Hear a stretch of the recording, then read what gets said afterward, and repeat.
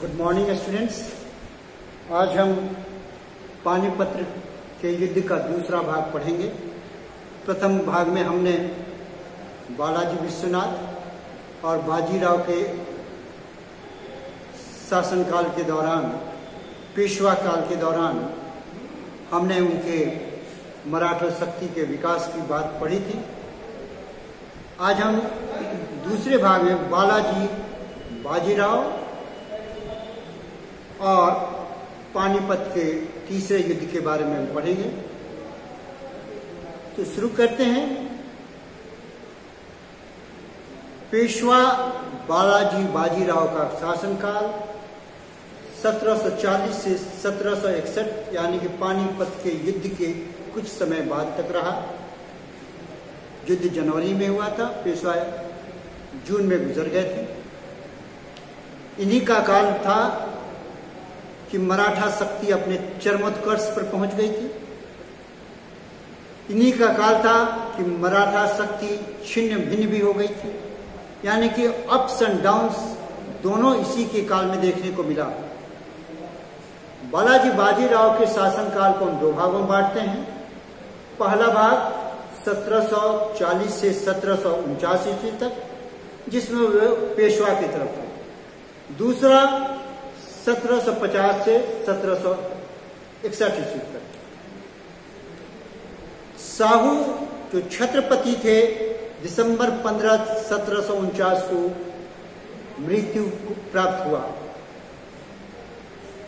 1750 ईस्वी में साहू अपने मरने के पूर्व ही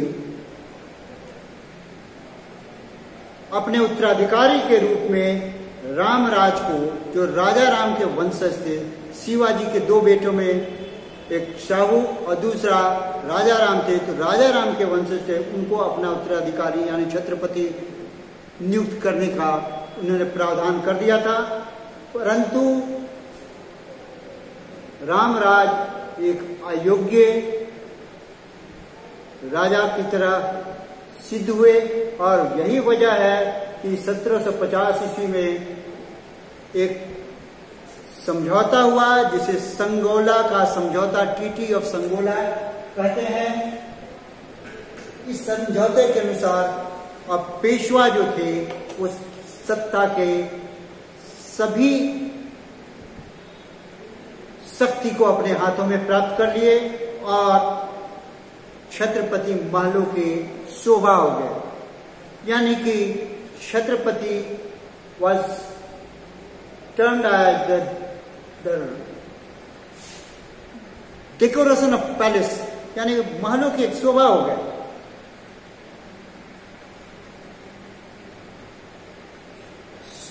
अब हम देखते हैं कि बालाजी बाजीराव ने किस प्रकार अपने मराठा शक्ति का विस्तार किया, मराठा शक्ति की वृद्धि की और मराठा साम्राज्य का पूर्ण रूपेण विस्तार किया। सबसे पहले उसने मालवा, इस क्षेत्र में मालवा और फिर उसके ऊपर बुंदेलखंड के क्षेत्र है, इस पर किस तरह अपना अधिकार जमाया और या वर्चस्व जमाया। जयसिंह की मध्यस्थता के कारण या जयसिंह की मध्यस्थता के परिणाम स्वरूप, जो राजपूताना के थे और मुगलों से संबंधित थे, मालवा की नायब सूबेदारी मराठों को मिली। सूबेदार के रूप में वहां के प्रिंस यानी कि राजकुमार को अपॉइंट किया गया, जो अहमद थे, और इनकी नायब सूबेदारी इनको मिली। इससे प्रशासनिक और उसके साथ साथ सहयोगी अधिकार मराठों को मिला। बुंदेलखंड का क्षेत्र, जहां पर कभी छत्रसाल के समय में इनके पिता बाजीराव ने उसकी मदद की थी, अब बुंदेलखंड को, जहां पर ओरछा शासक थे, उसको और झांसी को मराठों ने जीत लिया। दक्षिण में रघुजी भेसले, जो बरार के थे, मराठा शक्ति थे, इन्होंने आक्रमण करके जो इस क्षेत्र में आक्रमण करके इन्होंने उस पर विजय पाई और चंदा साहब जो उसके पुत्र थे उसको बंदी बना लिया। फिर हैदराबाद का निजाम का जो क्षेत्र था, इस क्षेत्र में 2 युद्ध हुए। पहला युद्ध हुआ 1757 में, जिसे सिंदखेड़ का युद्ध कहा गया है, और दूसरा 1760 में उदगीर के युद्ध में। इन दोनों युद्धों के पश्चात निजाम से संधि हुई और इस संधि के अंतर्गत उसे 60 लाख रुपये सालाना मराठों को देना था, और यह भी वादा किया गया कि वह इस पर आक्रमण करने का कोई इरादा नहीं रखेगा। इतना ही नहीं, अहमदनगर जो महाराष्ट्र में है, दौलताबाद जो महाराष्ट्र में औरंगाबाद के पास है, उस पर, फिर बीजापुर जो कर्नाटक, आधुनिक कर्नाटक के उत्तरी क्षेत्र में है, और बुरारी, और इसके अलावा क्षमा कीजिएगा, बुरहानपुर जो कि मध्य प्रदेश में है और इसे दक्षिण का द्वार कहा जाता है। इन तमाम क्षेत्रों पर मराठों का अपना अधिकार हो गया। अब पूरब की ओर बंगाल पर कई बार रेड किया गया, आक्रमण किया गया। इन आक्रमणों का उद्देश्य बंगाल को धन प्राप्त करना और वहां से चौथ प्राप्त करना था। इन्हीं आक्रमणों के दौरान 1744 ईस्वी में बंगाल का नवाब जो अलीवर्दी खां था, उसने धोखे से मराठा सरदार भास्कर राव को मौत के घाट उतार दिया। इससे मराठा शक्ति काफी नाराज हुई और रघुजी भोसले के नेतृत्व में एक विशाल सेना भेजी गई, जिसने बंगाल को पूरी तरह पराजित किया और मजबूर किया कि बंगाल के जो 2 क्षेत्र थे, बिहार और बंगाल, इसे चौथ देना पड़े और उड़ीसा के प्रांत को मराठों को सौंपना पड़ा। तो इस प्रकार इस क्षेत्र तक मराठों की शक्ति पूरी बढ़ती चली गई। अब ये उत्तर की तरफ रुख किए। उत्तर में निसंदेह रूप से दिल्ली था। दिल्ली की स्थिति अभी काफी गड़बड़ हो गई थी। नादिर शाह ने जो अफगान आक्रमणकारी था, 1739 में नादिर शाह ने आक्रमण किया और उसके 10 वर्षों के पश्चात उसका भतीजा 1748, 1750, 1756 और 57 इसमें कई बार आक्रमण किए। इन आक्रमणों से दिल्ली की स्थिति बहुत दयनीय हो गई। दिल्ली उन आक्रमणों को रोकने में पूरी तरह सफल हो गया। उसने दिल्ली, आगरा और मथुरा को कई बार लूटा, धन संपत्ति को लूटा, और लाहौर, मुल्तान और कश्मीर, ये पंजाब का क्षेत्र, ये सिंध मुल्तान का क्षेत्र और कश्मीर का क्षेत्र, इन तीनों को अपने राज्य के प्रांत के रूप में वह कंसीडर करने लगा। उधर राज दरबार में गुटबंदी होने लगी। ईरानी दल और तुरानी दल, दोनों दलों के बीच में आपसी संघर्ष होने लगा। फिर भारतीय मुसलमान और विदेशी मुसलमान, इनके बीच में संघर्ष होने लगा। लेकिन जब भारतीय मुसलमान की बात आई तो विदेशी मुसलमान जो अफगानिस्तान और तुरान के लोग थे वे एक हो गए। उस वक्त रुहेलखंड में, ये जो क्षेत्र है बरेली के आसपास, वहां पर एक अफगानों का राज्य था। इसकी स्थापना अहमद दाऊद ने और अली मोहम्मद ने किया था। तो इसका राज्य एक शक्तिशाली राज्य हो गया था अफगानियों का। और ये रुहेलखंड के क्षेत्र में थे। इन्होंने उत्तर में हुमायूं तक, पूरब में इलाहाबाद तक, दक्षिण में ये बुंदेलखंड तक अपने राज्य का विस्तार कर लिए थे। ये मुस्लिम धर्म को मानने वाले थे। जबकि मराठे हिंदू धर्म को मानने वाले। उधर दरबार में एक योग्य वजीर का स्थान था। इस वजीर का नाम था सफदरजंग। उसने बार बार अफगानी आक्रमणों से तंग आकर के उसने मुगल बादशाह को इस बात को मानने के लिए मना लिया कि अगर मराठों से मित्रता की जाती है तो तत्कालीन समय में शक्तिशाली राज्य थे और एक शक्ति का प्रतीक थे, तो हम अफगानों के आक्रमण को रोक सकते हैं, आंतरिक और बाह्य दोनों तरफ से दुश्मनों से हम मुगल सत्ता की रक्षा कर सकते हैं। और इसके अंतर्गत उसने एक ब्लूप्रिंट तैयार किया। इस ब्लूप्रिंट के अनुसार अजमेर और आगरा की जो सूबेदारी है वो मराठों को दिया जाए। पंजाब और सिंध का प्रदेश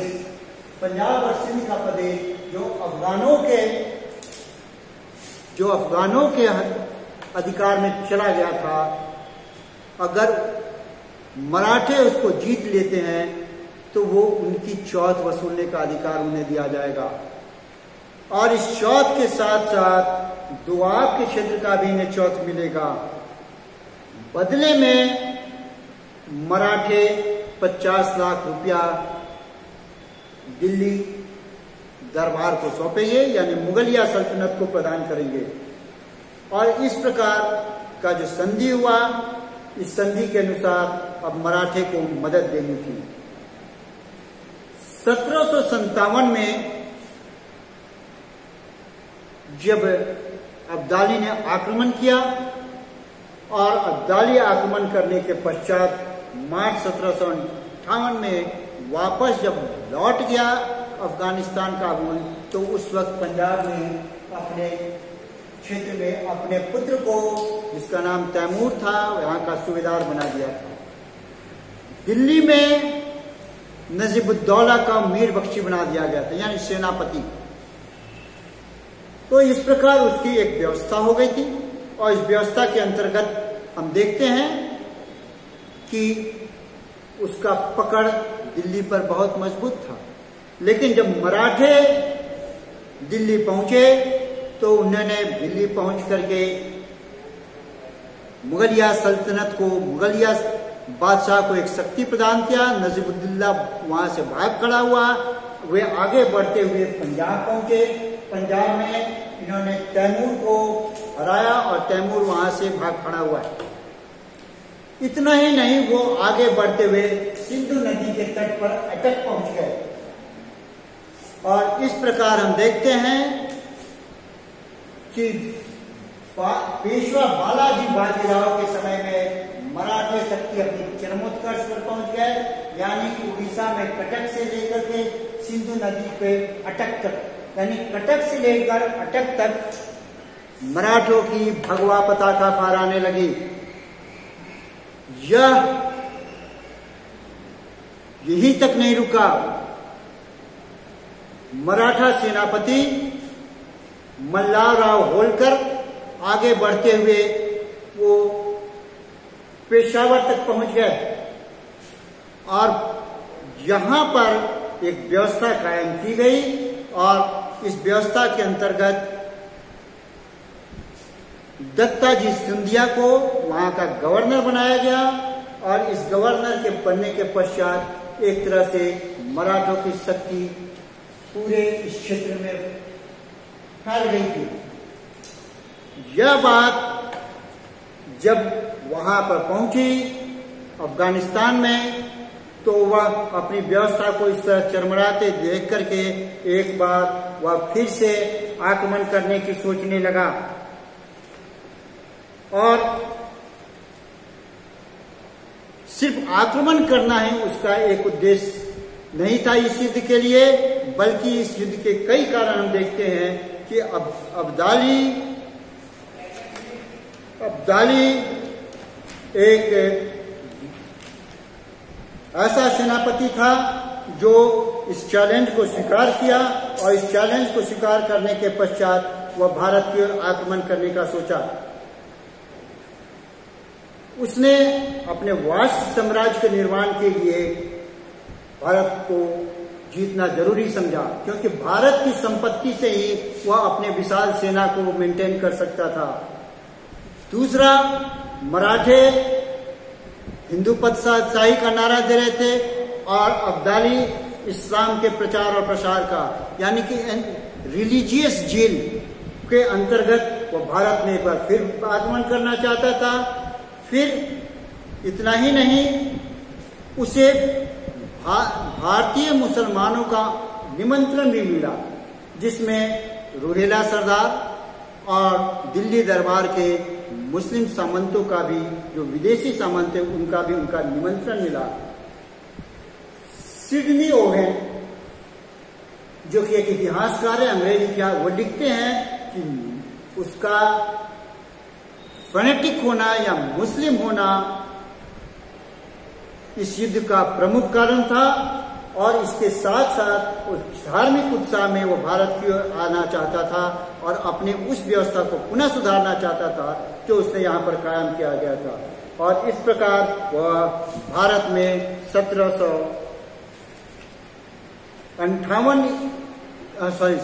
अक्टूबर 1759 ईस्वी में एक बार पुनः भारत आया, और भारत आते ही उसने पंजाब पर अपना अधिकार जमाया। जनवरी 1760 को 9 जनवरी को दत्ताजी सिंधिया को उन्होंने बुराड़ी के एक छोटे से युद्ध में या मुठभेड़ में मार गिराया। इतना ही नहीं, मल्हारराव होलकर जान बचा करके वहां से सिकंदराबाद भाग खड़े हुए, और जब यह समाचार कि पंजाब उनके हाथों से निकल गया, मराठों के पास पहुंची, तो पेशवा बालाजी बाजीराव ने सदाशिवराव भाव द्वितीय के अंतर्गत एक विशाल सेना, एक सशक्त सेना को उत्तर भारत की ओर भेजा। उसके सहयोग करने के लिए उसने उसका आपका पुत्र विश्वासराव और मल्हारराव, जिसको अनुभव हो चुका था उस क्षेत्र का, उसे भेजा गया। एक विशाल सेना उत्तर भारत की ओर प्रोसीड की, और वहां पहुंचने के पहले उन्होंने उत्तर भारत के तमाम राजाओं को अपनी ओर निमंत्रण दिया कि विदेशियों को बाहर किया जाए, मगर उनके साथ में कोई भी नहीं आया। इसका कारण यह था कि मराठों ने सबको लूटा था, और जिसके साथ भी संधि की थी वह उन पर पूरी तरह यकीन नहीं कर पा रहे थे। मराठे पंजाब पहुंच गए, और पंजाब पहुंचने के पश्चात वहां पर सामना करने के लिए आगे बढ़े, मगर उन्हें वापस एक बार बैक होना पड़ा, और दिल्ली के समीप पानीपत के पास दोनों फौज आमने सामने हो गई। संधि प्रस्ताव की भी बात हो रही थी, मगर मराठों की आकांक्षाएं, उम्मीदें और दूसरी तरफ अफगानों के अपने स्वार्थ के कारण यह संधि हो न सका, बीच बचाव हो न सका, और युद्ध पूरी तरह पर अवश्यंभावी हो गया। 13 जनवरी 1761 ईस्वी को दोनों के बीच में युद्ध होना करीब तय हो गया। इसका कारण यह था कि 1 नवंबर 1760 ईस्वी को ही मराठे पहले पहुंच गए थे पानीपत में, जबकि मराठे बाद में पहुंचे थे। दूसरा, मराठे का कम्युनिकेशन लाइन काट दिया गया था, रसद की मार्ग काट दी गई थी, सप्लाई का मार्ग काट दिया गया था। मराठे अन्य नहीं था, मराठे मजबूर हो गए थे, किसी तरह का कम्युनिकेशन नहीं था। उनके बेस कैंप से जो दिल्ली के पास था वहां से उनका संबंध कट गया था। घोड़ों के पास दाना नहीं था खाने के लिए। ऐसी परिस्थिति मराठों ने निर्णय किया, सरदारों ने, कि अब भूखे मरने से अच्छा है, इससे अच्छा है कि लड़कर मरा जाए। और 14 जनवरी 1761 ईस्वी को एक घमासान युद्ध हुआ, और इस युद्ध में तमाम मराठा सरदार पूरी तरह से न सिर्फ पराजित हुए बल्कि मारे गए। इतना भयंकर युद्ध हुआ कि कोई भी ऐसा महाराष्ट्र का परिवार नहीं होगा, सेनापति का कोई ऐसा परिवार नहीं होगा जिसके घर से मराठे सैनिक न मारे गए हों। क्यों कहा जाए, कदाचित भारत के इतिहास में इससे अधिक न तो कोई निर्णयात्मक पराजय हुई होगी और न निश्चयात्मक जीत। मराठों की उदयमान शक्ति एक तरह से अस्त हो गई। अधिकांश मराठे वीर काम आए, सिर्फ महादजी सिंधिया और नाना फडणवीसी किसी तरह प्राण बचा करके बचकर भाग निकले थे। एक व्यापारी का वर्णन सुनिए कैसे लिखता है इस पानीपत के तीसरे युद्ध का परिणाम। 2 मोती टूट गए, सदाशिवराव भाव और विश्वासराव, जो भावी मराठा पेशवा होने वाला था। 22 सोने की मोहरे खो गए, 22 सेनापति उसके मारे गए और अनगिनत चांदी और सोने खो गए। इस प्रकार मराठा शक्ति अब पूरी तरह धराशायी हो गई। पेशवा बालाजी बाजीराव, जो पहले ही से बीमार चल रहा था, इस सदमे को बर्दाश्त न कर सका और 23 जून 1761 को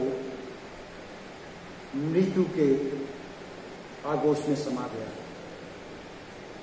आज हम इतना ही, कल हम पढ़ेंगे इनके परिणाम और मराठों के पतन के कारण। धन्यवाद।